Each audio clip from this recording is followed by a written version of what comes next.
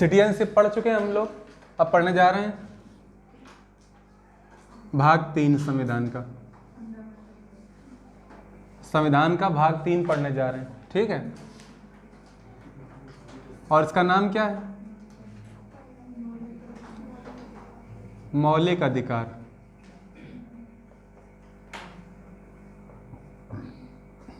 That means fundamental rights. What are fundamental rights? क्या होते हैं मौलिक अधिकार? तो देखो, मौलिक अधिकारों का जो पहला लेखा जोखा मिलता है ये मैग्ना कार्टा में मिलता है। किसमें? मैग्ना कार्टा में। ये कुल मिला के एक मैग्ना कार्टा है। क्या है? Magna carta. मैग्ना कार्टा किसके बीच में? स्टेट और उसके लोगों के बीच में। स्टेट और उसके लोगों के बीच में, ठीक है। बेसिकली हमने जो मौलिक अधिकार लिए हैं ये हमने यूएसए से ग्रांट किए हैं। अपने संविधान में किससे अडॉप्ट किए हैं? यूएसए से। यूएसए में जो फंडामेंटल राइट्स का चैप्टर है उसको बोलते हैं बिल ऑफ राइट्स। क्या बोलते हैं? Bill of rights. अच्छा, ये तो पता ना सभी को, राइट माने सीधा नहीं, राइट माने अधिकार, क्योंकि राइट की एक मीनिंग अधिकार भी होती, ठीक है। तो यूएसए के बिल ऑफ राइट्स से फंडामेंटल राइट्स हमने लिए हैं संविधान के भाग 3 में, जिनमें कि अनुच्छेद 12 से 35 तक ये कवर करते हैं। अनुच्छेद 12 से 35 तक कवर करेंगे।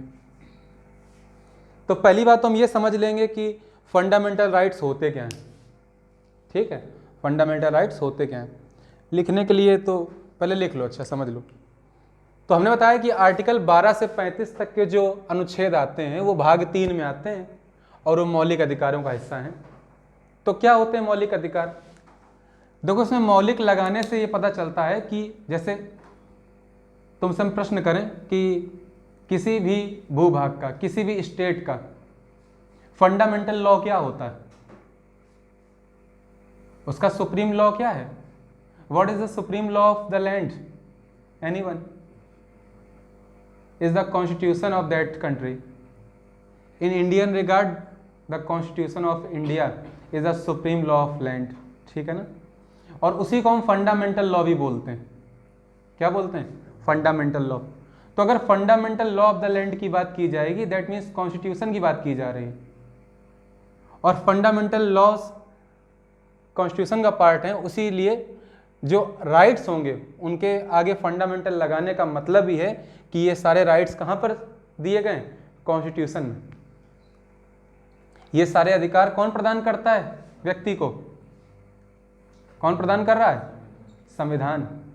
भारत का संविधान भारत के लोगों को फंडामेंटल राइट्स अर्थात मौलिक अधिकार प्रदान करता है। तो मौलिक अधिकार की अगर हम बात करें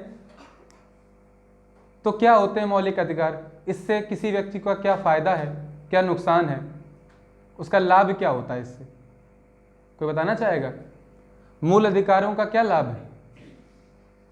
ध्यान रखो कि जो मूल अधिकार होते हैं वो किसी भी व्यक्ति को राज्य के विरुद्ध एक हथियार प्रदान करते हैं, ठीक है ना। एक प्रोटेक्शन प्रोवाइड करते हैं, ठीक है ना। राज्य के विरुद्ध पॉलिटिकल प्रोटेक्शन प्रोवाइड करते हैं। मान लो अगर मौलिक अधिकार ना होते तो राज्य जो भी करना चाहता वो कर लेता, है कि नहीं। राज्य जो भी करना चाहता उसको कोई रोक सकता था क्या? राज्य that means government of the state, है ना। अगर हम बात कर रहे हैं सेंट्रल गवर्नमेंट की, दैट मीन्स आज की गवर्नमेंट केंद्र सरकार, मोदी सरकार, और राज्य में यूपी में बैठे हुए हैं तो योगी सरकार। तो कुल मिला के स्टेट के ऊपर ये एक तरह से रेस्ट्रिक्शन लगाते हैं, ठीक है ना। नागरिकों के हितों के संदर्भ में लगाते हैं कि नहीं। नागरिकों को हितों को और संरक्षित करना है तो उसी के लिए आवश्यकता है फंडामेंटल राइट्स की। भाई सरकार को कोई तो रोकेगा ना, राज्य को कोई तो रोकेगा ना। हम राज्य की बात करेंगे हमेशा। तो राज्य के लिए जो मौलिक अधिकार होते हैं ये नेगेटिव होते हैं। तो अगर राज्य सरकार या जिसकी भी बात कर रहे हैं, जिस सरकार की भी, वो कुछ ऐसा कदम उठाना चाहती जिससे किसी की मतलब किसी के अधिकारों का हनन होता है, तो वो व्यक्ति क्या करेगा? आर्टिकल 32 के तहत सुप्रीम कोर्ट या आर्टिकल 226 के तहत हाई कोर्ट जा सकता है और कह सकता है कि राज्य ने हमारे इस अधिकार को वायलेट करने का प्रयास किया है। उसको कोर्ट प्रोटेक्शन प्रोवाइड करेगा, करे कि नहीं? तो कुल मिला के मौलिक अधिकार नागरिकों के लिए हितकारी होते हैं, जबकि राज्य के लिए वो क्या होते हैं? निगेटिव होते हैं। मतलब राज्य के लिए वो कैसे होते हैं? उस पर निबंधन लगाते हैं, रेस्ट्रिक्शंस लगाते हैं, नहीं लगाते हैं। एक चीज, ये जो मौलिक अधिकार का कंसेप्ट है, ये एक संधि हुई थी, मैग्ना कार्टा बोलते थे उसको। क्या बोलते हैं संधि को? Magna carta. ये लिख दे रहे हैं, मैग्ना कार्टा। ये कार्टा को तुम मैग्ना चार्टर ही बोल सकते हो, उसी का ये रूप है मैग्ना कार्टा। तो 15 जून 1215 को इंग्लैंड में एक किंग हुए, नाम था किंग जॉन। क्या नाम था? King John. तो उनके खिलाफ जो उस समय के बैरन्स थे, ठीक है ना, बैरन मतलब ताल्लुकदार, उन्होंने विद्रोह कर दिया। तो भाई जो आर्क बिशप थे, उनको पता चला, आर्क बिशप जो स्टेट का एक बिशप होता है, बड़ा पादरी होता है, उसको जब पता चला तो उसने राजा से ऐसा कहा कि भाई उनके हितों को प्रभावित ना किया जाए, क्योंकि राजा जो था उसका विरोध इसलिए हो रहा था क्योंकि राजा अनपॉपुलर था अपने लोगों के बीच में, और इसलिए जो ताल्लुकदार थे वो चाहते थे कि उस राजा को हटा दिया जाए, ठीक है ना। तो उस समय के बिशप ने उनकी आपस में क्या कराई? संधि कराई कि राजा उन बैरन्स के, उन ताल्लुकदारों के अधिकारों का हनन नहीं करेगा। हालांकि वो संधि चली नहीं, टूट गई। तो पहली बार उसका जिक्र तभी मिलता है, उसका वर्णन तभी आता है। कब? 15 जून 1215 को ये संधि हुई थी। किसके किसके बीच में? किंग जॉन और उनके बैरन्स के बीच में, ठीक है ना। मेरी बात यहाँ तक समझ में आ गई? पॉलिटिकल बैरन्स जो होते हैं, ठीक है ना, राजनीतिक ताल्लुकदार, उनके बीच में संधि हुई थी, इसलिए मैग्ना कार्टा बोला गया। एक तरह से उस पर संधि क्या बोला हमने? Magna carta. तो मैग्ना कार्टा का मीनिंग ही तो यही हुआ कि राजा अपने अनुयायियों के साथ भेदभाव नहीं करेगा, मतलब उनको, उनके राइट्स कैसे होंगे? प्रिजर्व्ड हो जाएंगे, संरक्षित हो जाएंगे। और यही यहाँ पे भी होता है फंडामेंटल राइट्स में। तो फंडामेंटल राइट्स क्या प्रोवाइड करते हैं? नागरिकों को संरक्षण राज्य के विरुद्ध, अर्थात फंडामेंटल राइट्स क्या हुए? राज्य के विरुद्ध। राज्य के लिए नेगेटिव है, लेकिन किसी व्यक्ति के लिए, नागरिक के लिए क्या है? ये पॉजिटिव। यहाँ तक किसी कोई डाउट हो तो बताओ? कोई भी डाउट है किसी को? मैग्ना कार्टा समझ में आया? अच्छा, तो आगे हम और भी चीजें पढ़ेंगे, इसमें मौलिक अधिकारों की चर्चा करेंगे, लेकिन फिलहाल के लिए थोड़ा बहुत लिखते भी जाएं तो अच्छा रहेगा, है ना, तुम लोग समझ में अच्छा आएगा। तो प्रारंभ में मौलिक अधिकार 7 थे भारतीय संविधान में। कितने थे? कुल मिला के 7 मौलिक अधिकार या मूल अधिकार थे।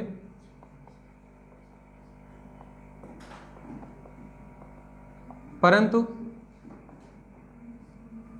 इन 7 में जो छठे क्रम पे था, जो छठे क्रम पर था,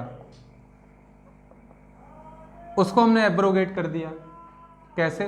44th कॉन्स्टिट्यूशनल अमेंडमेंट एक्ट से 1978 में। उस समय मोरारजी देसाई की सरकार थी। अच्छा, वो छठा मौलिक अधिकार क्या था जिसको हटा दिया गया? उसे बोलते थे हम संपत्ति का अधिकार। क्या बोलते थे? संपत्ति का अधिकार। इसको मूल अधिकार से विस्थापित करके संविधान के भाग 12 में आर्टिकल 301 रूप में जोड़ दिया गया। पहले ये मूल अधिकार हुआ करता था, लेकिन अब ये मूल अधिकार नहीं है। तो 7 मौलिक अधिकार प्रारंभ में थे, अब कितने हो गए? 6। सभी के नाम हम क्रम से लिख रहे हैं, 7 लिखेंगे, 7वें में लिखा दें, 6ठे में लिखा देंगे, वो हट गया, ठीक है। या आप मत लिखो, ठीक है, या यहीं लिखा रहने। तो पहला जो मौलिक अधिकार है वो क्या है? समानता का अधिकार।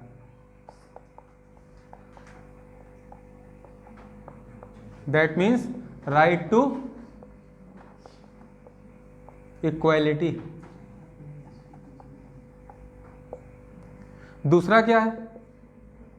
स्वतंत्रता का अधिकार।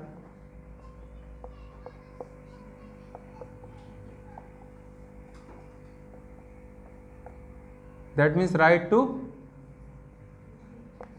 फ्रीडम। लिखते जाओ भाई, लिख लो। है ना, नहीं टाइम होगा फिर।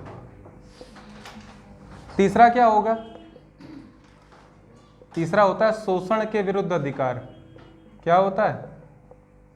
शोषण के विरुद्ध अधिकार। जल्दी से लिखते जाओ सभी लोग। अच्छा, ये समानता का अधिकार है, ये आर्टिकल चलो बाद में लिखते हैं एक साथ, है ना। जल्दी से लिखते जाओ, इसको हम रफ कर दे रहे हैं ना, ये यहाँ मत लिखो, इसको लिखने की आवश्यकता नहीं, फिलहाल इतना ही नोट कर लो।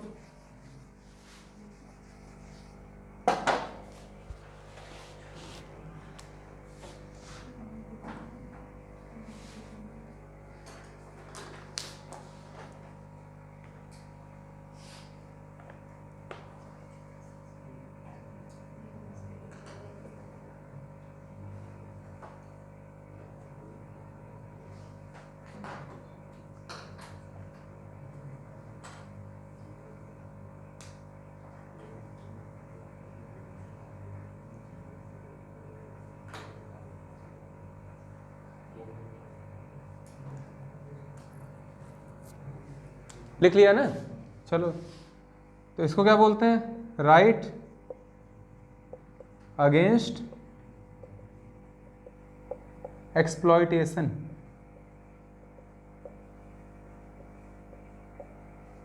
अगला है फोर्थ, धार्मिक स्वतंत्रता का अधिकार।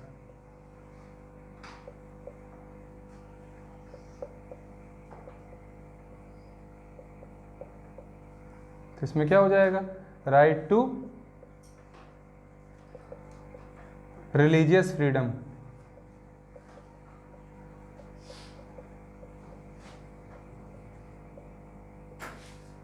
जो अगला होता है वो क्या होता है? Cultural and educational rights. पांचवा क्या होगा?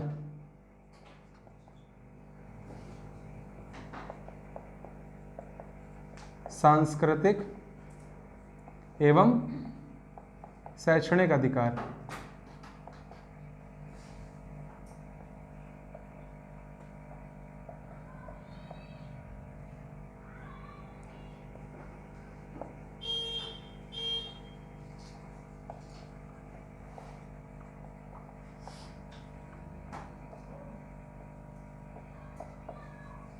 नेक्स्ट, संपत्ति का अधिकार।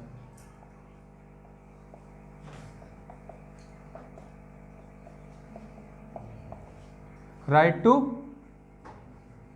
प्रॉपर्टी। तो ध्यान रखो, प्रारंभ में ये संविधान के 32वें अनुच्छेद में था। किसमें था? आर्टिकल 32 का पार्ट था ये। फिर हमने क्या किया? हमने 44th कॉन्स्टिट्यूशनल अमेंडमेंट किया। कब? 1978 में। और इसको यहाँ से रिमूव करके कहाँ पे लगा डाल दिया? पार्ट 12 के आर्टिकल 300A में। Part 12 and article 300A। ठीक है, यहाँ से इसको हटा दिया गया है। ठीक है ना, आर्टिकल 32 रिमूव कर दिया गया, जोड़ दिया गया यहाँ पे। और जो 7th है वो क्या है? संवैधानिक उपचारों का अधिकार।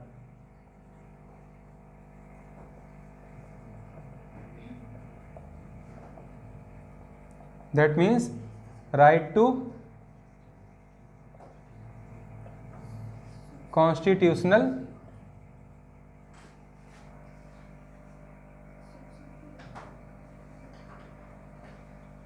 रेमेडीज। चलो इनके अनुच्छेद ही पढ़ लेते हैं। तो समानता का अधिकार कहाँ आएगा? इसमें कौन कौन से आर्टिकल आते हैं? Article 14 to 18।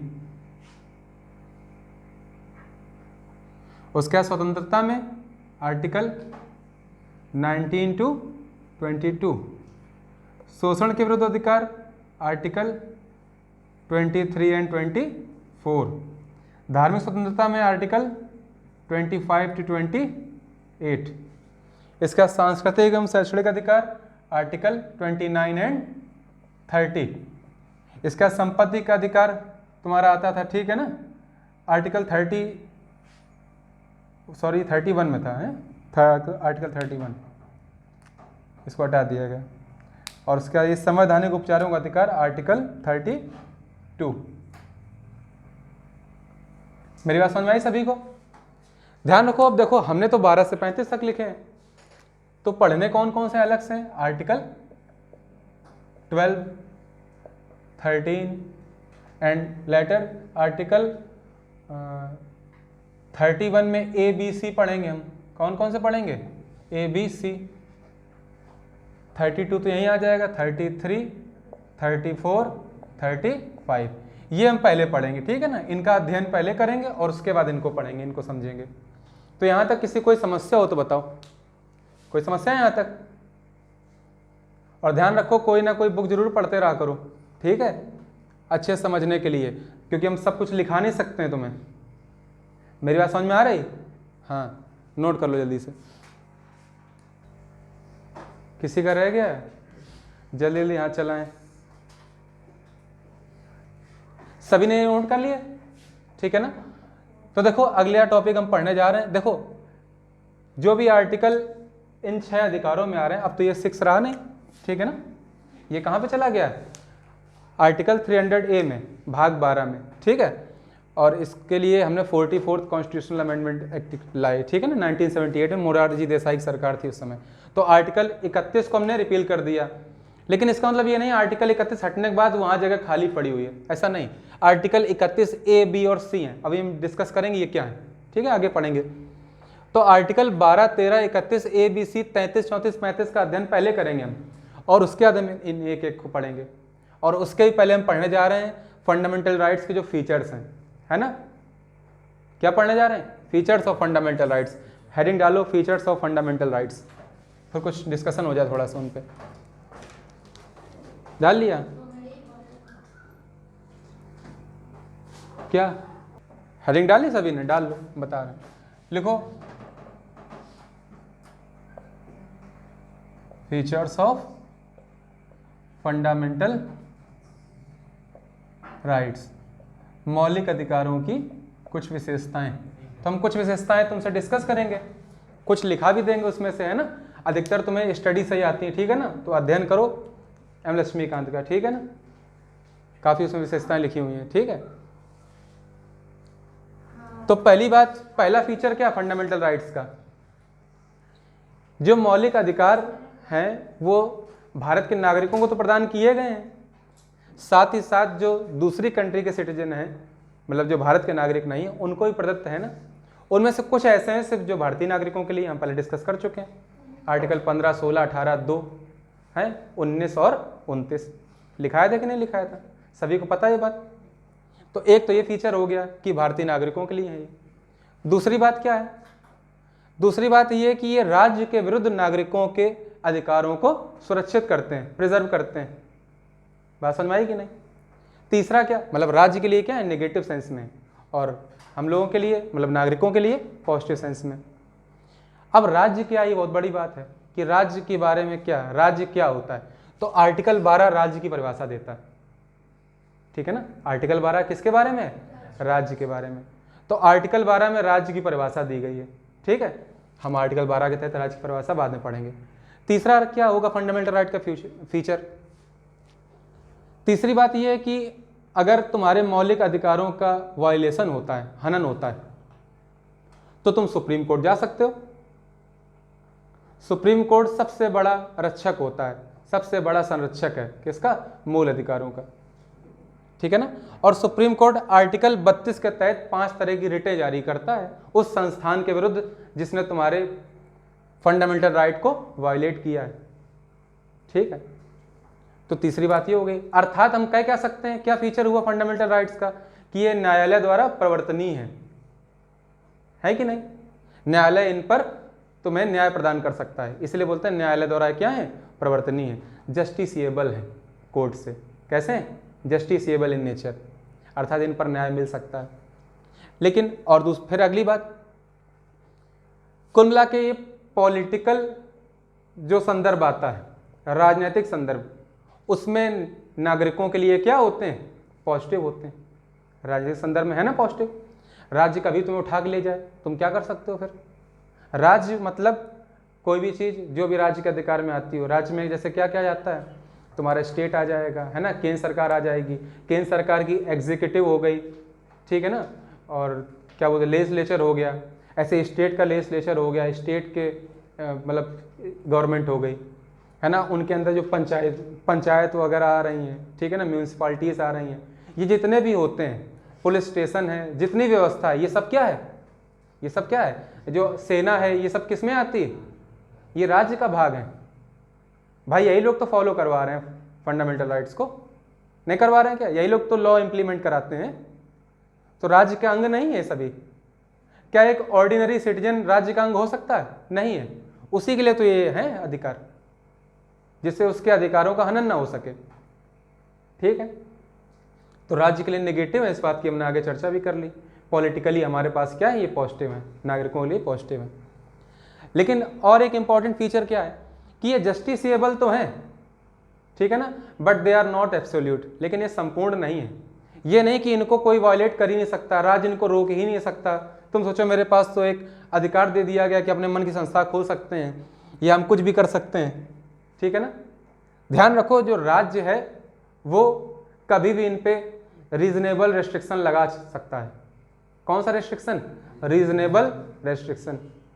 जो तार्किक रेस्ट्रिक्शन होंगे वो सारे राज्य लगा सकता है। जैसे मान लो कभी कोई नेशनल इमरजेंसी की सिचुएशन आ जाए, तो नेशनल इमरजेंसी की सिचुएशन में अपने आप ही जो फंडामेंटल राइट्स होते हैं उनको हटा दिया जाता है, ठीक है ना। फंडामेंटल राइट्स को तुम उस समय कोर्ट जाके नहीं मांग सकते हो कि हमारे फंडामेंटल राइट का वायलेशन हो रहा है, राज्य में जाने से मना कर रहा है, जैसे अभी लॉकडाउन हो गया था, ठीक है ना, क्योंकि इसके लिए 8 वो सीमाएं दी गई हैं, 8 वो पॉइंट बताए गए हैं, जिन 8 पॉइंट के तहत राज्य रीजनेबल रेस्ट्रिक्शन लगा सकता है। समझ रहे हो कि नहीं? जैसे मान लो स्वास्थ्य का खतरा है, लोक स्वास्थ्य का, पब्लिक हेल्थ का, लोक व्यवस्था बिगड़ने का खतरा है, पब्लिक ऑर्डर का खतरा है, किसी दूसरे देश ने हमला कर दिया है, देश में कोई रेबेलियन, शस्त्र रेबेलियन हो गया है ना, आर्म्ड रेबेलियन हो गया है, तो उस स्थिति में जो राज्य होता है वो इनको वायलेट कर सकता है, ठीक है, इनको हटा सकता है, और उसके लिए तुम सुप्रीम कोर्ट नहीं जा सकते हो। मेरा समझ में आ रही कि नहीं? लेकिन जब मार्शियल लॉ लगाया जाता है तो उसमें तुम्हारे मौलिक अधिकार समाप्त नहीं होते हैं। समझ रहे हो कि नहीं? वो बने रहते हैं। अच्छा, कोई भी इमरजेंसी लगाई गई हो, किसी प्रकार का कोई भी सिस्टम हो, लेकिन प्राण एवं दैहिक स्वतंत्रता का अधिकार कभी वायलेट नहीं होता। आर्टिकल 20 और 21 कभी वायलेट नहीं किए जाते हैं। समझ रहे हो? आर्टिकल 20 एंड आर्टिकल 21 इनको वायलेट कोई भी नहीं कर सकता। कहाँ पे आएंगे? स्वतंत्रता के अधिकार में, ठीक है ना, प्राण एवं दैहिक स्वतंत्रता का अधिकार, इसको वायलेट नहीं किया जाता। मतलब ये थोड़े ना किसी को पीटना चालू कर दोगे, इमरजेंसी लग गई, इमरजेंसी लगी, पुलिस वाला में पीट दिया पकड़ के मतलब में, तो ऐसा नहीं हो सकता। लेकिन लॉ इम्पोज कराने के लिए किसी व्यवस्था बिगड़ने की आशंका से रीजनेबल रिस्ट्रिक्शन राज्य द्वारा लगाए जा सकते हैं, वो इनको लगा सकते हैं। ये तुम्हारे फंडामेंटल राइट्स के क्या हैं? फीचर्स हैं। मेरी बात समझ में आई सभी की? नहीं किसी कोई दिक्कत यहाँ पे? लेकिन ध्यान रखना, वो सबसे इंपॉर्टेंट बात क्या है कि जस्टिसेबल तो है, तुम सुप्रीम कोर्ट जा सकते हो। सुप्रीम कोर्ट मौलिक अधिकारों का सबसे बड़ा संरक्षक है। आर्टिकल 32 के तहत वो 5 रिटें जारी कर सकता है। इसी प्रकार आर्टिकल 226 के तहत हाई कोर्ट भी कर सकता है। लेकिन व्यक्ति को यह अधिकार है कि वो हाई कोर्ट ना जाके सीधे कहाँ चला जाए? सुप्रीम कोर्ट, वो जा सकता है। तो जस्टिसेबल है लेकिन एब्सोल्यूट नहीं है, ठीक है ना। मतलब ये नहीं कि उन पे कोई रेस्ट्रिक्शन लग ही नहीं सकता, राज्य विशेष परिस्थितियों में रेस्ट्रिक्शन लगा सकता है, ठीक है ना। कल हम लोग फीचर्स ऑफ फंडामेंटल राइट्स लिखेंगे, ठीक है ना। अगली क्लास में मिलते हैं, ठीक है, बाय बाय।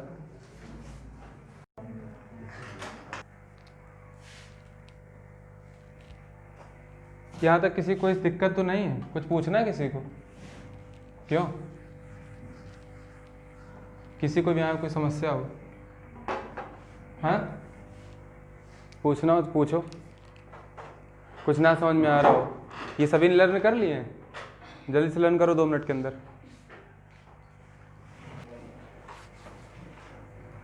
तो देखो भाई, समानता का अधिकार लिखा हुआ, पहले ब्रीफली सही से पढ़ेंगे बाद में, फिलहाल के लिए थोड़ा थोड़ा सा हम बता दे रहे हैं इसके बारे में। नाम से ही क्लियर होता है कि यहाँ पे इक्वलिटी की बात की जा रही है, ठीक है ना। मतलब राज्य के अकॉर्डिंग, है ना, इस देश के संविधान के अकॉर्डिंग, फंडामेंटल राइट्स के अकॉर्डिंग सभी सिटीजन जो हैं कंट्री के वो क्या है, इक्वल है। किसी में कोई भी अंतर नहीं किया जाएगा। धर्म, मूलवंश, जाति, लिंग, जन्म स्थान, 5 प्रकार के भेद बताए गए आर्टिकल 15 में। उन पांचों के आधार पर ही कोई भेदभाव किया नहीं जा सकता किसी के साथ भी, ठीक है। इसका स्वतंत्रता का अधिकार नाम से क्लियर है ना, कि हर व्यक्ति को एक फ्रीडम है, फ्रीडम ऑफ स्पीच है, फ्रीडम ऑफ एक्सप्रेशन है, ठीक है ना। वो कहीं सभा बना सकता है, सभा कर सकता है ना, शांतिपूर्ण विद्रोह कर सकता, विरोध कर सकता है, ठीक है ना। अपने मनपसंद जहाँ चाहे वहाँ ज़मीन खरीद सकता है कि नहीं, कोई भी संपत्ति खरीद सकता है। ये सारे अधिकार कहाँ मिले हुए हैं, स्वतंत्रता के अधिकार में, ठीक है। वाइडली बाद में डिस्कस करेंगे। अगला है शोषण के विरुद्ध अधिकार। तो इसमें डिस्कशन किसका होगा, जैसे मान लो किसी का कोई एक्सप्लॉयटेशन कर रहा है, शोषण कर रहा है। जैसे क्या होता है, ह्यूमन ट्रैफिकिंग होती है ना। ह्यूमन ट्रैफिकिंग में क्या होता है, किसी को बेच दिया जाता है। कई लोग लड़कियों, छोटे छोटे बच्चों के दर बेच देते हैं, ठीक है ना। किसी से जबरदस्ती मजदूर बना लेते हैं, बंधुआ बना लेते हैं, तो वो सभी शोषण ही तो है एक प्रकार से किसी व्यक्ति के। तो इस प्रकार से कोई भी शोषण कोई भी नहीं कर सकता है, ठीक है ना। तो शोषण के विरुद्ध अधिकार प्रदान किए गए। इसका धार्मिक रूप से हर व्यक्ति क्या है, स्वतंत्र। तो मैं जो भी धर्म मानना हो उस धर्म को तुम मानो, पंथ को मानो। जिस पंथ को तुम्हें नहीं मानना उसको मत मानो, ठीक है ना। तुम्हें धार्मिक स्वतंत्रता प्रदान की गई है। तुम नहीं चाहते तुम किसी भी धर्म को मानना, तुम किसी धर्म को मत मानो। इसका सांस्कृतिक एवं शैक्षणिक अधिकार। सांस्कृतिक अधिकार से क्लियर है कि तुम कल्चरल जो भी तुम्हें वैल्यूज़ हैं तुम्हारी, है ना, तुम्हें जो भी सांस्कृतिक रूप से तुम्हारी जो भी संस्कृति तुम जिसको फॉलो करते हो, तुम उसको मानने के लिए पूरी तरह से स्वतंत्र हो। इसी प्रकार से शिक्षा का अधिकार भी दिया गया है। तुम्हें जिस प्रकार की शिक्षा चाहिए उस प्रकार की शिक्षा अर्जित कर सकते हो। फिर मैंने बताया था संपत्ति का अधिकार आर्टिकल 31 में आता था, लेकिन 44वें संविधान संशोधन अधिनियम द्वारा 1978 में इसको एब्रोगेट कर दिया गया। हालांकि इसमें 31 A, B, C, D भी 4 और हैं, वो हम बाद में डिस्कस करेंगे, ठीक है। इसके बाद संवैधानिक उपचारों का अधिकार, राइट टू कॉन्स्टिट्यूशनल रेमेडीज। इसमें जितने अगर कभी भी किसी के मूल अधिकारों का हनन होता है, किसी के फंडामेंटल राइट्स को वायलेट किया जाता है, तो व्यक्ति सुप्रीम कोर्ट आर्टिकल 32 के तहत और आर्टिकल 226 के तहत हाई कोर्ट जा सकता है, ठीक है ना। और इस आर्टिकल 32 के अकॉर्डिंग सुप्रीम कोर्ट 5 प्रकार की रिटें जारी करता है, वही 5 रिटें हाई कोर्ट भी जारी करता है। लेकिन तुम बाध्य नहीं हो हाई कोर्ट पहले जाने के लिए, है ना, क्योंकि एक सीक्वेंस में पहले हाई कोर्ट जाना पड़ता है ना, उसके बाद सुप्रीम कोर्ट। लेकिन जब भी फंडामेंटल राइट्स का वायोलेशन होता है तो उस स्थिति में डायरेक्ट सुप्रीम कोर्ट भी जा सकते हो, ठीक है ना। तो 5 प्रकार की रिटें होती हैं, बाद में हम डिस्कस करेंगे, ठीक है। यहाँ तक किसी कोई समस्या तो नहीं। फिर हमने बताया था कि हम लोग को फीचर्स लिखने थे ना, फीचर्स ऑफ फंडामेंटल राइट्स। चलो जल्दी से हम बोल रहे हैं, सभी लोग लिखते जाओ features of fundamental rights. Board पर हम लिख दे रहे हैं, ठीक है, नोट कर लो बस।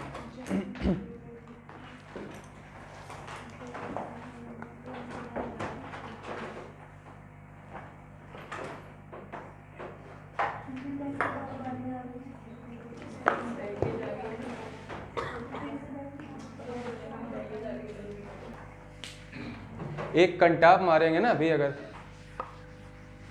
ऑन करो उसको।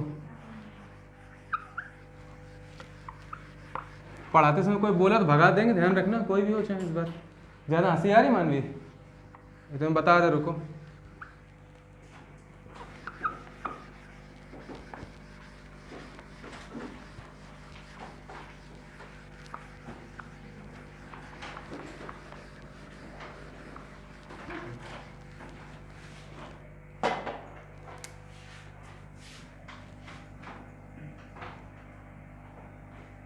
तो देखो हम लिखने जा रहे थे मौलिक अधिकारों के गुण, है ना, या मौलिक अधिकारों की विशेषताएं।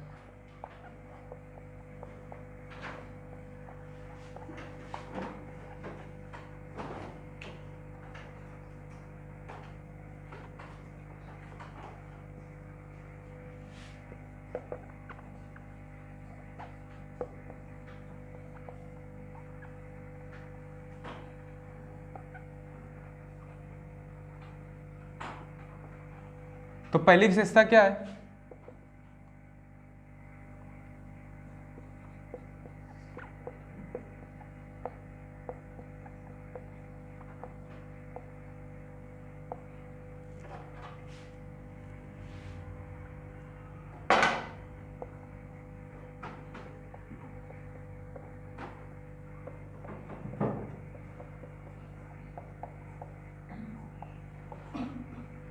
दैट मीन्स ये क्या करते हैं, व्यक्ति का ऑल राउंड डेवलपमेंट करते हैं। क्या करते हैं? All round development. मेरी बात समझ में आ रही सभी को? कैसे भाई? अगर किसी को शिक्षा का मूलभूत अधिकार प्रदान किया गया है, व्यक्ति शिक्षा लेगा, संस्कृति से किसी प्रकार से जुड़ा हुआ है अपनी, है ना, तो उसको कल्चरल फ्रीडम दी गई कि नहीं दी गई? फंडामेंटल राइट्स का ही तो पार्ट है वो। उसके साथ किसी प्रकार का भेदभाव नहीं किया जाएगा, फंडामेंटल राइट है कि नहीं? तो इस प्रकार की सारी सुविधाएं अगर किसी व्यक्ति को मिलेंगी तो उसका बहुमुखी विकास होगा। मेरी बात समझ में आ रही कि नहीं? तो इसीलिए जो मौलिक अधिकारों का सबसे प्राथमिक गुण है वो क्या है? व्यक्ति का बहुमुखी विकास होता है इनसे।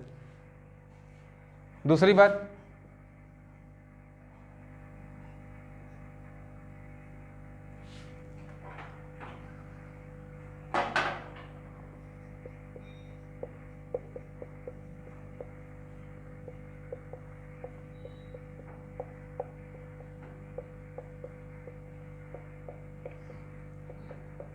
ये क्या प्रदान करते हैं? राजनीतिक स्वतंत्रता, प्रोवाइड्स पॉलिटिकल फ्रीडम।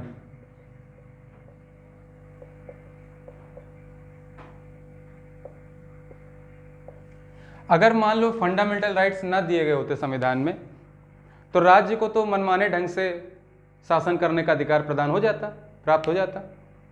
और अगर राज्य को मनमाने ढंग से शासन करने का अधिकार प्राप्त हो जाता तो जब चाहता किसी पर कोई भी कानून कोई लगा देता, कोई भी कानून हटा लेता, किसी को कभी भी जेल में डाल देते, किसी पे कोई भी आरोप लगा देते। होता ऐसा कि नहीं होता? तो कुल मिला के सारा जो अधिकार क्षेत्र होता है वो राज्य के हाथों में चला जाता, हो जाता है कि नहीं ऐसा? और उससे क्या होता? नागरिकों का शोषण, उनके अधिकारों का हनन होता। ठीक है ना? कोई पर्सनल फ्रीडम रही नहीं जाती। और ये सारे काम पॉलिटिकली होते। और अब क्या मिल गई है? फ्रीडम इनसे, क्योंकि हमें क्या प्रदान किए गए? Fundamental rights. सिटीजन्स को क्या प्रोवाइड किए गए? Fundamental rights. और इसी वजह से जो फंडामेंटल राइट्स होते हैं वो प्रोवाइड करते हैं क्या? Political freedom. मेरी बात समझ में आ रही कि नहीं? चलो नोट करो जल्दी से सभी का, रफ कर देना, ठीक है इसको।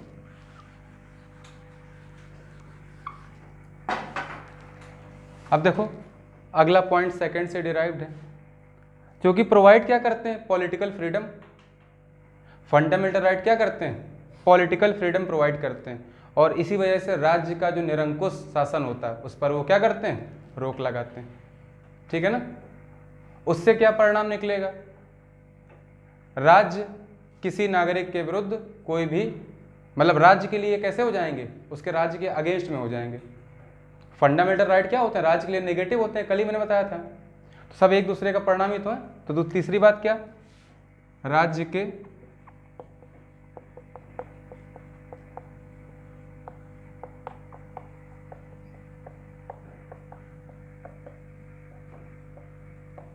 अंकुश लगाते हैं।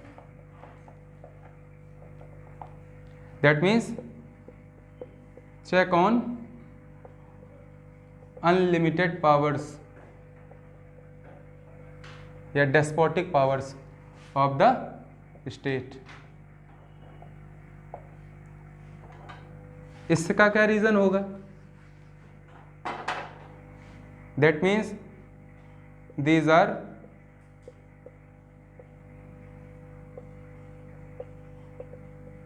against of a state. That means positive for citizens. मेरी बात समझ में आ रही कि नहीं? अब एक ये चीज़ें तो इंपॉर्टेंट हैं, लेकिन साथ ही साथ एब्सोल्यूट नहीं है। एब्सोल्यूट है क्या? कल ही मैंने बताया था। लेकिन कैसे हैं? एब्सोल्यूट नहीं है। अर्थात जब पॉलिटिकल इमरजेंसी जब कभी नेशनल इमरजेंसी लगती है तो इनको क्या कर सकते हैं, नेशनल इमरजेंसी के दौरान इन पर रोक लगाई जा सकती है। दिख रहा है ना, समझ में आ रहा है ना? ज़्यादा साफ लिखेंगे टाइम लगता है। तो अगर कभी भी नेशनल इमरजेंसी का टाइम पीरियड हो तो उस समय इन पर रोक लगाई जा सकती है, एक्सेप्ट आर्टिकल 20, 21, 19, ठीक है ना। 19 के कुछ पार्ट हैं, ठीक है। फिलहाल 20, 21 लिखो तुम। मेरी बात समझ में आई कि नहीं? तो ध्यान रखो, कभी अगर राष्ट्रीय आपातकाल लगा दिया जाता है, नेशनल इमरजेंसी लगाई दी जाती है राज्य के द्वारा, तो अपने आप ही ये जो फंडामेंटल राइट्स हैं इन पर रोक लग जाती है, ठीक है ना। सिर्फ 2 अधिकारों पर रोक नहीं लगती, प्राण एवं दैहिक स्वतंत्रता के अधिकार पे, आर्टिकल 20 और 21 पे। बात समझ में आ रही कि नहीं समझ में आ रही? फिर हमने बताया था कि ये जस्टिसेबल है नेचर में। कैसे है? जस्टिसेबल है।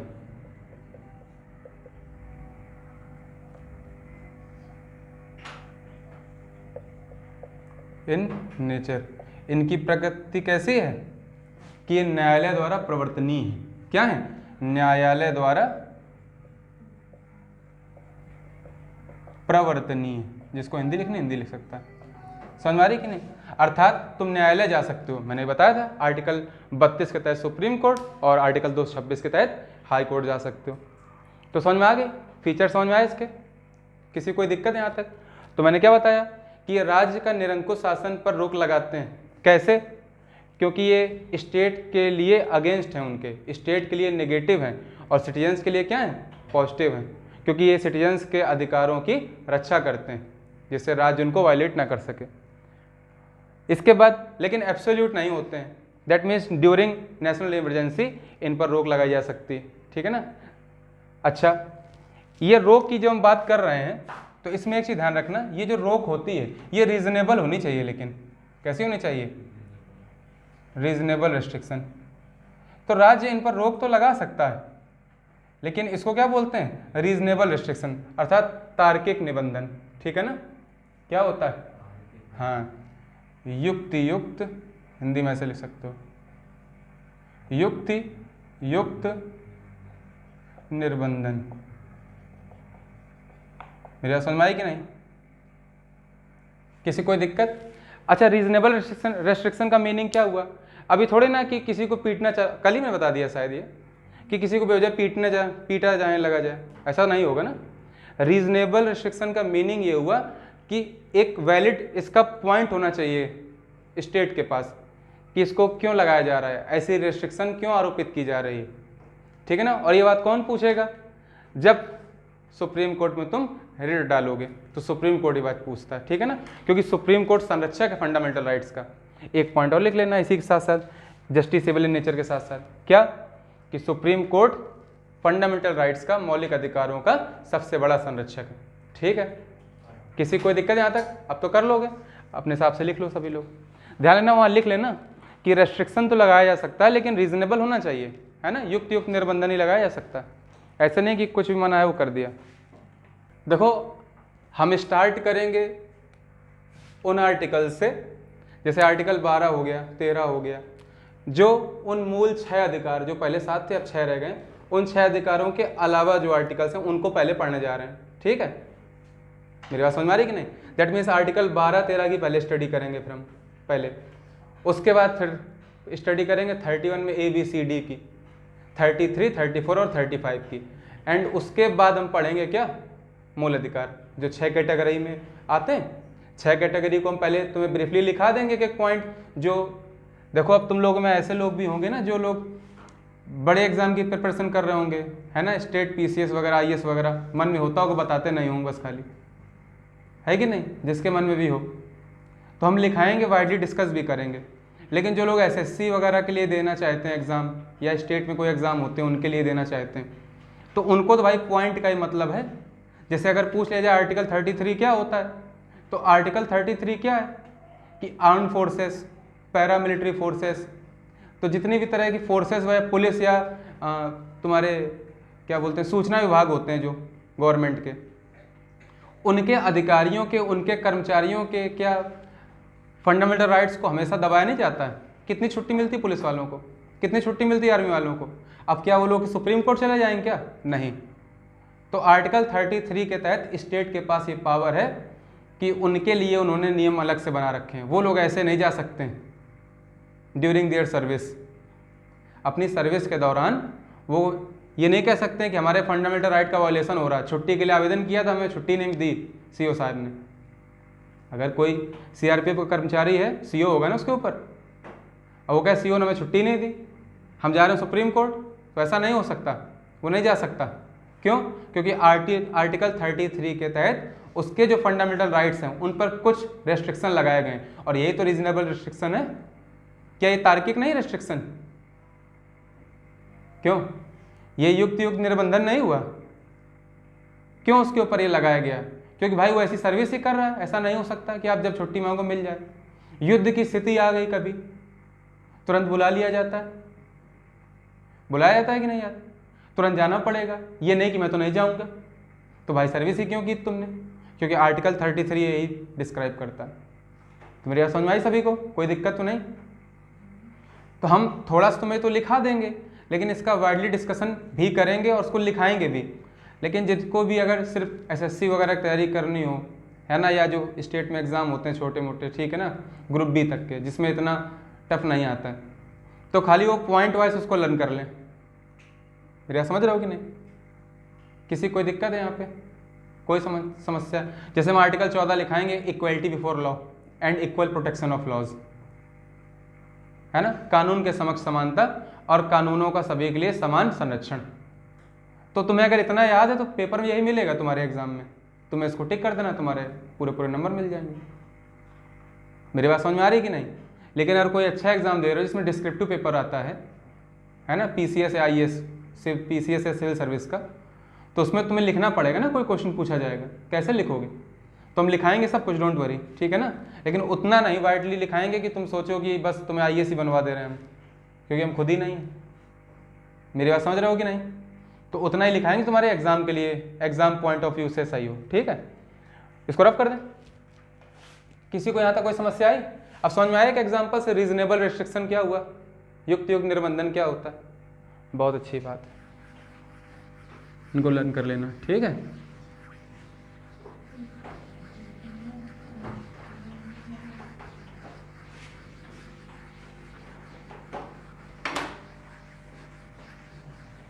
चलो भाई हम लोग आर्टिकल 12 की तरफ बढ़ते हैं। किस अनुच्छेद को लिखेंगे? आर्टिकल 12 को। तो ये क्या है आर्टिकल 12? अनुच्छेद 12, आर्टिकल 12। ध्यान रखो, आर्टिकल 12 में स्टेट की परिभाषा दी गई है। किसकी? स्टेट की। देखो आर्टिकल 12 में जो राज्य की परिभाषा दी गई है वैसी ही आर्टिकल 36 में भी दी गई है, ठीक है ना। उसमें कुछ भिन्नता है। दैट मीन्स मौलिक अधिकारों के संदर्भ में जब भी हम राज्य बोलेंगे तो राज्य के अंदर जो भी आता होगा हम लिखाने जा रहे हैं। लेकिन जब हम डायरेक्टिव प्रिंसिपल्स पढ़ेंगे 36 से 51 तक के, उसमें राज्य की परिभाषा उन सभी प्रावधानों के लिए, उन सभी अनुच्छेदों के लिए अलग है। फिलहाल के लिए हम बता रहे हैं राज्य क्या होता है, हम लिखना चालू कर रहे हैं। सभी लोग मेरे साथ लिख लो, फिर उसको डिस्कस करते हैं। लिख लो यदि सभी लोग नोट कर लो। है क्या ये? Definition of state. इसमें दी गई है राज्य की परिभाषा। क्या है राज्य की परिभाषा? चलो हम बता देते हैं, देख लो पहले। तो राज्य की परिभाषा में पहली बात तो आती है सेंट्रल गवर्नमेंट, यूनियन गवर्नमेंट, ठीक है ना, यूनियन गवर्नमेंट। यूनियन गवर्नमेंट के दो पार्ट आते हैं, कौन कौन से? एग्जीक्यूटिव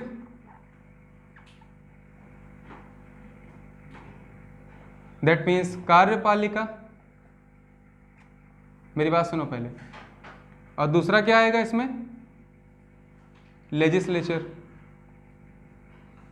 या यहां लेजिस्लेचर को हम क्या बोल सकते हैं? पार्लियामेंट बोल सकते हैं कि नहीं? भाई सेंट्रल गवर्नमेंट का लेजिस्लेचर क्या बोला जाता है? पार्लियामेंट या संसद। ये यूनियन गवर्नमेंट के लिए आ गए। तो स्टेट में हर वो संस्था आती है जो हम यहाँ लिखने जा रहे हैं। उसमें पहली बात किसकी? यूनियन गवर्नमेंट की। यूनियन गवर्नमेंट के दो पार्ट, एग्जीक्यूटिव और लेजिस्लेचर। तो लेजिस्लेचर क्या होता है? पार्लियामेंट ही तो होती। तो ये लोग राज्य में आएंगे, ठीक है ना। जब भी राज्य की परिभाषा दी जाएगी ये लोग उसमें शामिल होंगे। फिर स्टेट गवर्नमेंट,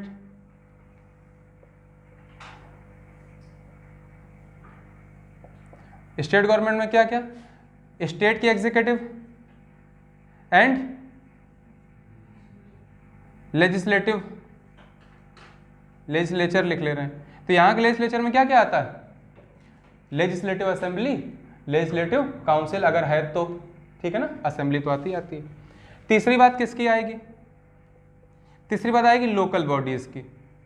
किसकी? लोकल बॉडीज की। दैट मीन्स तुम्हारी क्या हो गई? लोकल बॉडीज हो गई इसमें, और पंचायत हो गई, और म्यूनिसिपैलिटीज हो गई।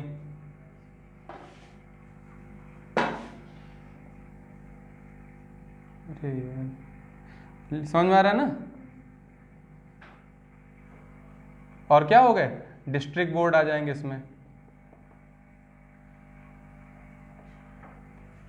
एंड लास्ट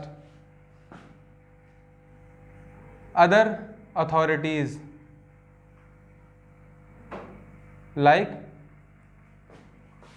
LIC, गेल, भेल, सेल है। हंस क्यों रहे मूर्ख हूँ? पढ़े नहीं? इनके नाम नहीं जानते हो? BPCL, HPCL,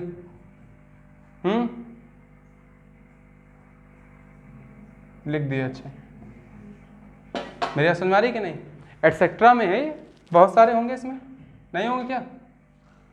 तो ध्यान से मेरी बात समझ लो। तो राज्य की परिभाषा में कुछ चीजें तो हमेशा से थी, जब से संविधान बना। क्या? जैसे यूनियन गवर्नमेंट और उसके पार्ट, दैट मीन्स उसका लेजिस्लेचर मतलब संसद और उसकी कार्यपालिका, ये राज्य का हिस्सा है। स्टेट गवर्नमेंट और उसका लेजिस्लेचर है ना, एग्जीक्यूटिव उसकी, ये भी पार्ट होंगे। Third, local bodies. Local bodies में क्या क्या? पंचायत आती हैं, म्यूनिसिपैलिटी अर्थात नगर पालिकाएं आती हैं, डिस्ट्रिक्ट बोर्ड्स आते हैं, उसमें आते कि नहीं आते? लेकिन समय समय पर सुप्रीम कोर्ट ने जरूरत पड़ने पर अदर अथॉरिटीज को भी इसमें शामिल किया, ठीक है ना। अब अदर अथॉरिटी में तुम्हारा LIC आ रहा। फुल फॉर्म बता दें पहले तो, है ना, जानते ही नहीं होगे। ये life insurance corporation of India, ये gas authority of India limited, ये Bharat heavy electronics limited, steel authority of India limited, Bharat petroleum corporation limited, Hindustan petroleum corporation limited, इस तरह की संस्थाएं आती, ठीक है ना। तो सब, और तुम्हारा क्या आ जाएगा इसमें? केस ही चला था एक तो AI के साथ, एयरपोर्ट अथॉरिटी ऑफ इंडिया। क्या? Airport authority of India. तो कई प्रकार के केस सुप्रीम कोर्ट के सामने समय के दौरान आते गए, है ना। और उसके अकॉर्डिंग सुप्रीम कोर्ट ने अपने वर्डिक्ट दिए समय समय पर कि हर वो संस्थान जिस पर सरकार का कोई भी किसी भी प्रकार का एडमिनिस्ट्रेटिव कंट्रोल हो,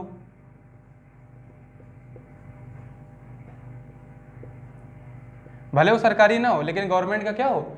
एडमिनिस्ट्रेटिव कंट्रोल हो, फाइनेंशियल कंट्रोल हो, ठीक है ना। गवर्नमेंट ऑफ इंडिया के उसमें शेयर्स हों, ठीक है ना, या गवर्नमेंट ऑफ इंडिया उसमें पार्सली कुछ होल्ड करता हो।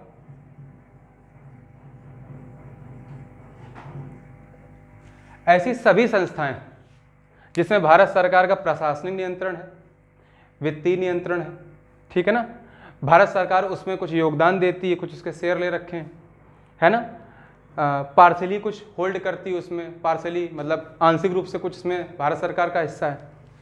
या तुम्हारे क्या हो गए? पब्लिक अथॉरिटीज़ हो गई। कौन सी? Public authorities. पब्लिक अथॉरिटीज़ क्या? सार्वजनिक जो संस्थाएं होती हैं, जैसे तुम्हारी बैंकें, जो सरकारी बैंकें, सरकारी बैंकों पर नियंत्रण होता है ना सरकार का।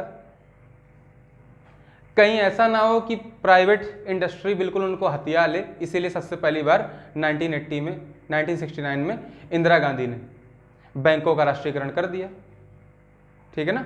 बैंकों का राष्ट्रीयकरण करने से मतलब ये था कि उनका पूरा जो एडमिनिस्ट्रेशन और कंट्रोल था वो गवर्नमेंट के हाथों में आ गया था, जिससे जो प्राइवेट कंपनियां वगैरह हैं वो उनको पूरी तरह से कैप्चर ना करने और लोगों का वहाँ पे कोई सुनवाई ना रह जाए फिर, इसलिए उनको क्या कर दिया गया, राष्ट्रीयकृत कर दिया गया।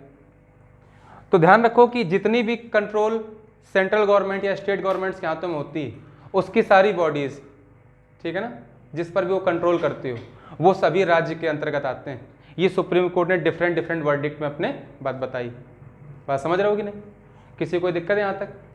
तो क्या क्या आएंगे राज्य में? राज्य में अब मीनिंग क्या हुआ इसका? इसका मीनिंग इतना सा हुआ कि अगर कभी भी इनमें से कोई भी, ये राज्य ही तो हैं, इन सभी को राज्य बोला जाएगा डिफरेंट सिनेरियो में, ठीक है ना। और यहाँ पर किसी भी कर्मचारी का ये संस्थाएं अगर शोषण करती हैं, उसके फंडामेंटल राइट्स को वायलेट करती हैं, तो व्यक्ति कहाँ जा सकता है? सुप्रीम कोर्ट और हाई कोर्ट जा सकता है, ठीक है ना, मौलिक अधिकारों के हनन के संदर्भ में। वो क्या कहेगा कि मेरे मौलिक अधिकारों का हनन हुआ है, मेरे फंडामेंटल राइट्स को वायलेट किया गया है, जिस संस्थान में किया वो वहां जाएगा, ठीक है ना, उसके खिलाफ सॉरी जाएगा। कहाँ? सुप्रीम कोर्ट या हाई कोर्ट। किसी कोई डाउट? तो राज्य की परिभाषा अच्छे से समझ लो, ये सभी तो है ही हैं। अब लोकल बॉडी, अब कोई किसी को डाउट हो इसमें कि कौन कौन संस्थाएं स्टेट में आती होंगी, किसी को प्रश्न करना हो पूछ सकता है, किसी को पूछना है? ये बताओ बीसीसीआई स्टेट का पार्ट है कि नहीं? अगर बीसीसीआई के खिलाफ हम केस करते हैं कोई, तो क्या हम फंडामेंटल राइट्स वायलेशन का केस दर्ज करा सकते हैं उसके खिलाफ? एक हाँ आया, और बताओ, करा सकते हैं? और बताओ अगर एनसीईआरटी ने ऐसा कुछ कर दिया अगर, तो हम कहां जाएंगे? हम क्या कहेंगे? मेरे फंडामेंटल राइट्स का वायलेशन किया। किसने? बीसीसीआई ने या एनसीईआरटी ने। और वहीं तुम क्या हो जाओगे? गलत। मेरी बात समझ में आ रही कि नहीं?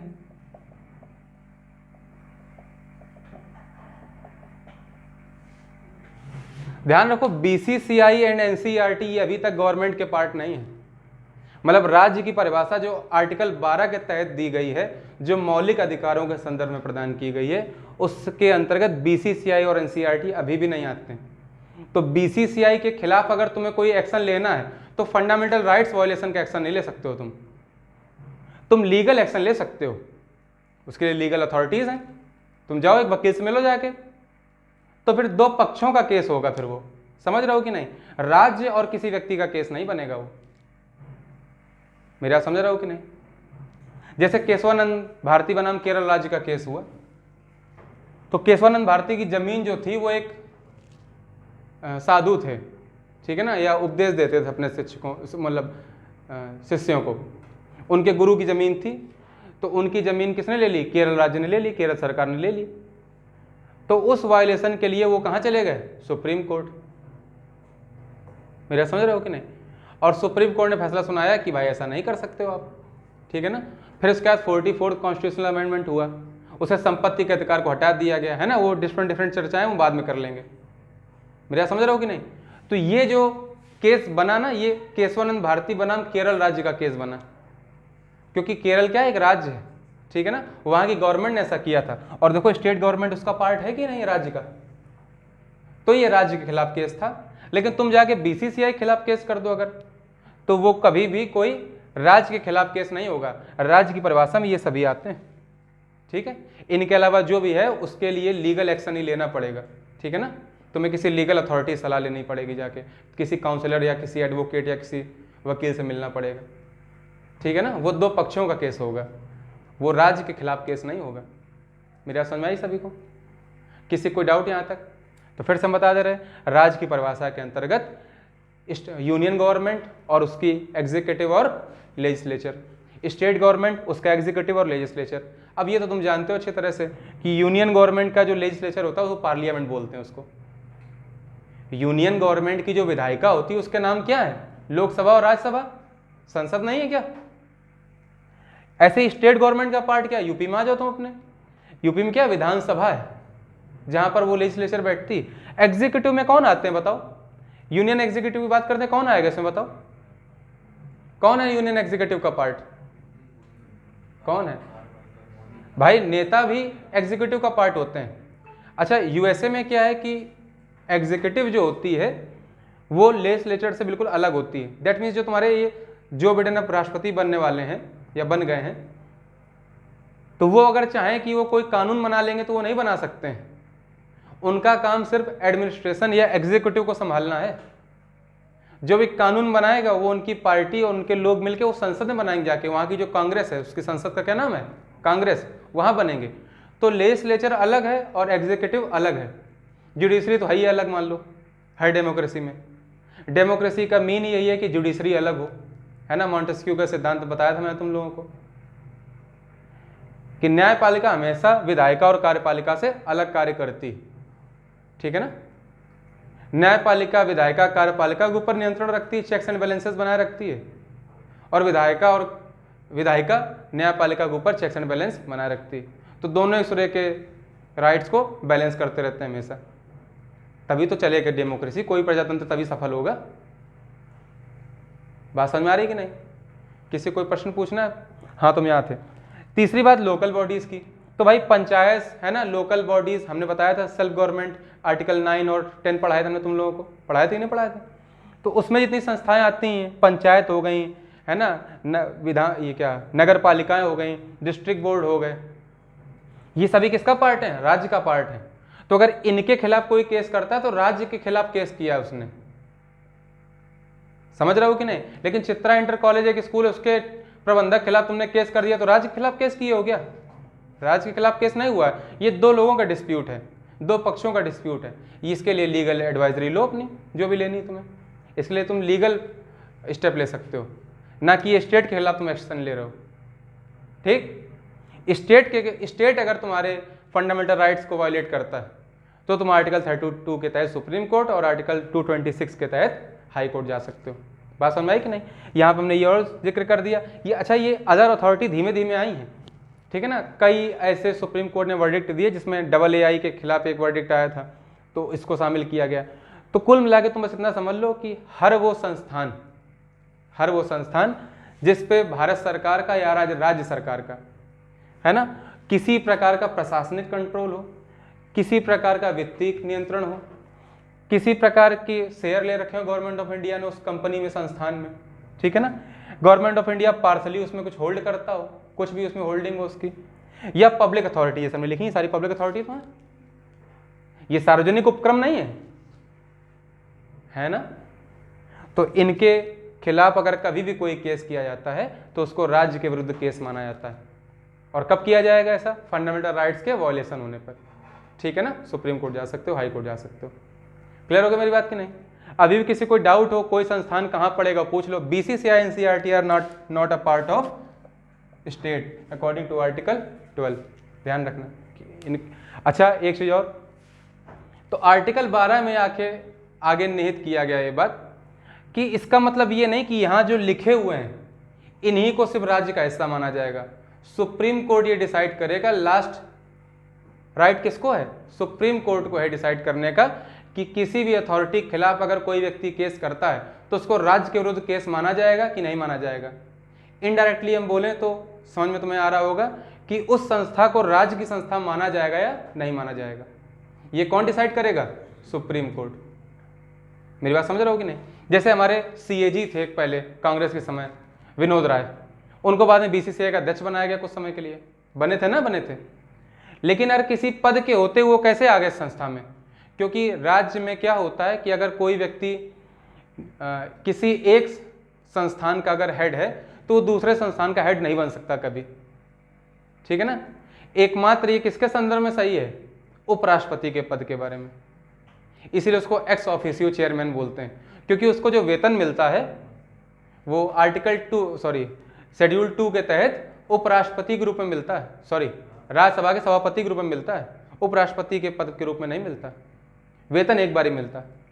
और बाकी कोई भी ऐसा व्यक्ति जो पहले राज्य के किसी संस्थान में हेड रह चुका हो, वहाँ काम कर चुका हो, वो किसी दूसरे संस्थान का पार्ट नहीं हो सकता, ठीक है, जब तक उसको राज्य अलाउ ना करे। क्लियर हो गया मेरी बात की नहीं? और इसी वजह से जो विनोद राय जो CAG के हेड थे, नियंत्रक एवं महालेखा परीक्षक के, वो बाद में बीसीसीआई का हेड बन सके, क्योंकि बीसीसीआई राज्य का पार्ट नहीं। क्लियर हो गया मेरी बात? किसी कोई प्रश्न करना हो तो पूछो। कुछ पूछना? ठीक है, नोट कर लो।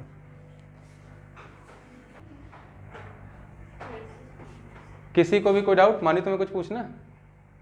तो मैंने क्या कहा कि अगर कोई निजी संस्थान ही क्यों ना हो, अगर सुप्रीम कोर्ट अगर ये डिसाइड करेगा, मतलब कुल मिला के आखिरी नियंत्रण सुप्रीम कोर्ट का ये, आखिरी अधिकार सुप्रीम कोर्ट का ये कि वो निर्णय करे कि कोई प्राइवेट संस्थान भी राज्य की परिभाषा के अंतर्गत आएगा या नहीं आएगा। तो अगर कोई ये कहता है कि कोई एक उद्योगपति है ना, वो पूरा देश पर नियंत्रण कर लेगा, तो ये बेवकूफ़ी की बात है, गलत बात है। आखिरी अधिकार तो सुप्रीम कोर्ट पास है ही है,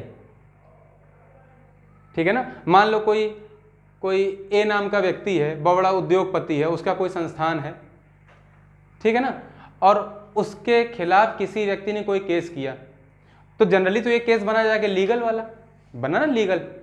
लेकिन सुप्रीम कोर्ट के पास आखिरी अधिकार है कि वो उसको फंडामेंटल राइट्स के वायलेशन के केस के तौर पर लेता है या नहीं ले, स्वीकृति देता है या नहीं देता है। मेरी बात समझ में आ रही सभी की? नहीं, किसको नहीं आई? आखिरी अधिकार किसका है? सुप्रीम कोर्ट का, भले वो कितना भी संस्थान निजी हो, ठीक है ना।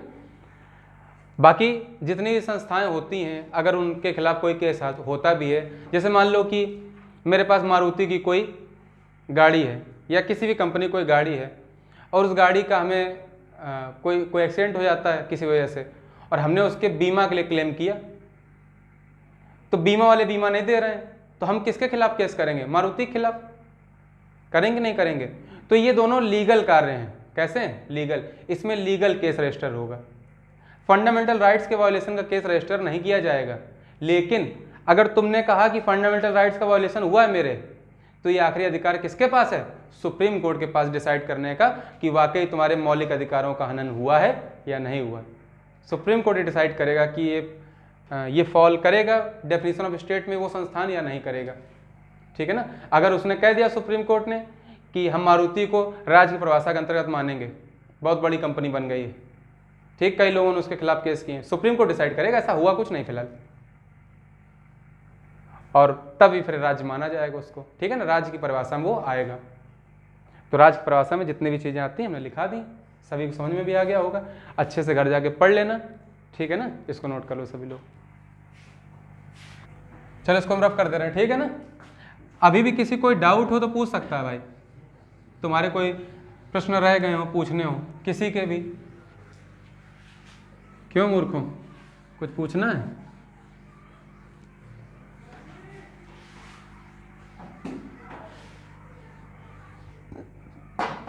तो ध्यान रखना, अधिकतर संस्थान राज्य की परिभाषा में आते हैं जब तक वो पूरी तरह से निजी ना हो। लेकिन निजी को भी राज्य की परिभाषा में लाने का पूरा अधिकार किसके पास है? सुप्रीम कोर्ट के पास, ठीक है ना। चलो ठीक है, आर्टिकल 13 देखते हैं हम लोग।